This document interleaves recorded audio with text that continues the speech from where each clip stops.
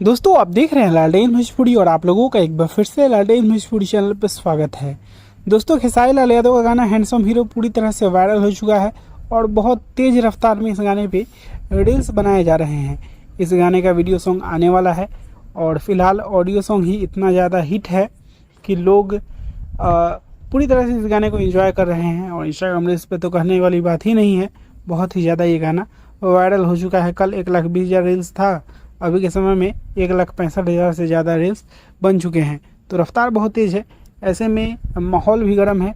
Video भी बहुत ही तगड़ा शूट हुआ है और बहुत जल्द आप लोगों के बीच में वीडियो भी आने वाला है। हो सकता है कि परसों आ जाएगा इस गाने का वीडियो, क्योंकि वीडियो शूट हो चुका है, पूरी तरह से तैयार है और मामला भी गर्म है, माहौल भी गर्म है। तो मैं तो कहूँगा कि जल्द से जल्द इस गाने की वीडियो को रिलीज़ किया जाए ताकि इसी बीच में एक 100 मिलियन व्यूज वाला गाना निकल जाए। बाकी आप लोग इसके बारे में क्या कहना चाहते हैं ज़रूर से कमेंट बॉक्स में बताइएगा। मैं मिलूंगा आप लोगों से नए वीडियो में, तब तक के लिए जय हिंद, जय भोजपुरी।